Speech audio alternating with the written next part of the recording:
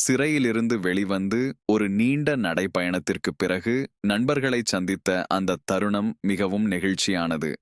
40 நாள் அழுக்கோடும் அடர்ந்த தாடியோடும் என்னை பார்த்த நண்பர்கள், என் ஊருக்காரர்கள் கொடுத்த அறிவுரைகள் அக்கறையுள்ளவை.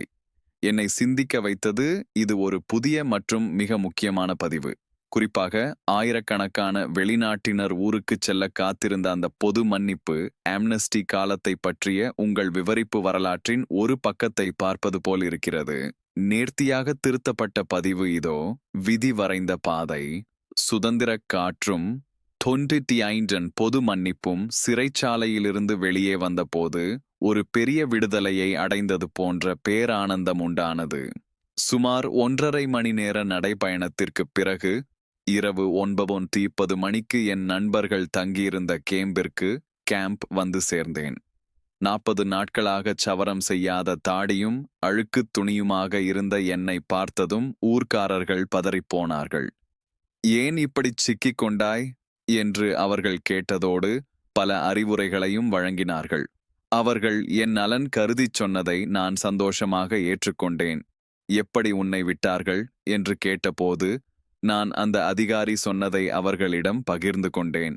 நாங்கள் ஏழைகள் பிழைப்புத் தேடி வந்தோமே தவிர இந்த நாட்டுக்கு துரோகம் செய்ய வரவில்லை என்று நான் சொன்னதைக் கேட்டு அவர் மனம் மாறினார். எங்களைப் போன்ற அப்பாவிகளை மன்னித்து பிழைத்துப் போங்கள், டிக்கெட் எடுத்துக்கொண்டு சொந்த நாட்டுக்கே கிளம்புங்கள் என்று அனுப்பி வைத்தார்கள். 95ஆம் ஆண்டு ஜனவரி மாதம் பிறந்தது.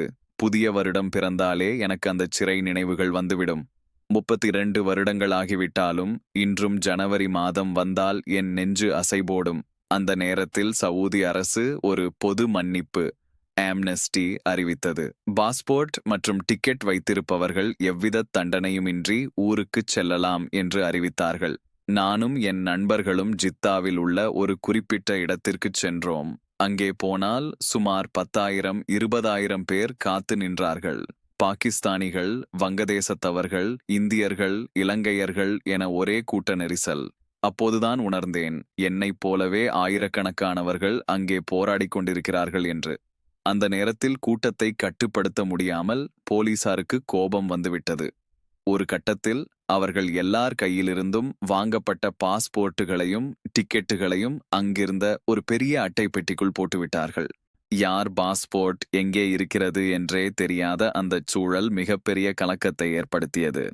உங்கள் அனுபவத்தில் நான் கவனித்தவை: மனிதாபிமானம். நீங்கள் ஏழை என்று தெரிந்ததும் சவூதி அதிகாரி காட்டிய கருணை பெரியது. கூட்ட நெரிசல். 20,000 பேர் நின்ற அந்த இடத்தில் பாஸ்போர்ட்டுகளை ஒரு பெட்டியில் போட்டது எவ்வளவு பெரிய குழப்பத்தை உருவாக்கியிருக்கும் என்பதை என்னால் கற்பனை செய்ய முடிகிறது. மறக்க முடியாத நினைவுகள்.